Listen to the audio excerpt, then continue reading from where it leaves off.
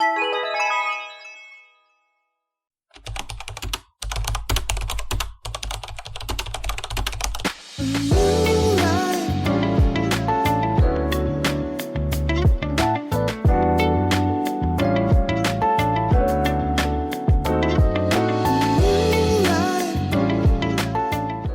to the first update of our AI series.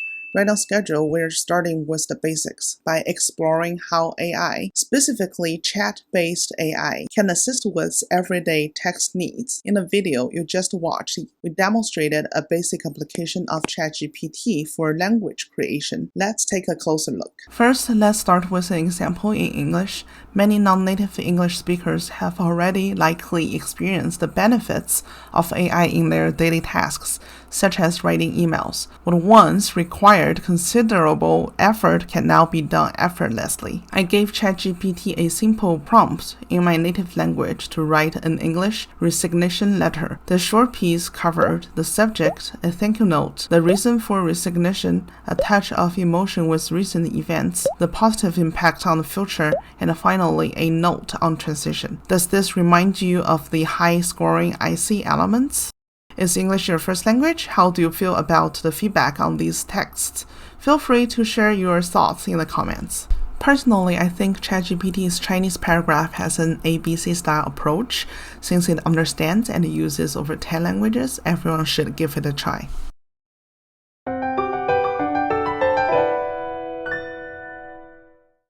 Many of you watched the introductory video from the last episode. A significant part of it was also created using ChatGPT and other AI tools. In this video, let's see how it helps with language tasks. Next time, we'll look at its role in video production. Just like before, I gave a prompt with a typo at the beginning instead of asking to write, but said eat a paragraph. The result was a decent framework, which I then tweaked a bit. Let me show you the comparison of each in translated version. You can tell that AI can't read my mind with limited prompt given, and my thoughts have grown from the initial draft. You can train it many times, but sometimes it's quicker to write it yourself. It's about deciding how to use AI efficiently as your writing assistant. Looking briefly at the English version, some translations need tweaking. For example, can we? In my original context, it was about whether Apple can catching up, not we. Lifestyle for leisure activities. Well, you get the idea.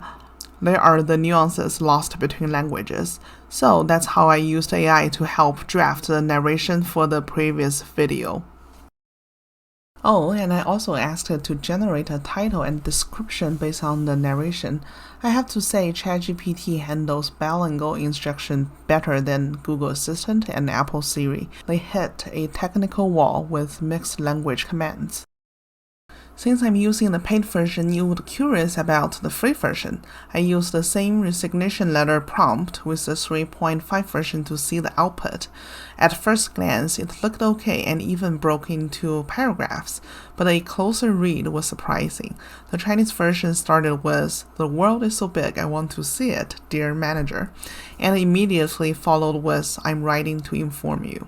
Unlike the 4.0 version, it didn't mention the positive future impact. How would you rate the two versions? That's all for the first episode of this series. I hope you enjoyed it. Don't forget to like, comment, and subscribe. See you next time. Bye.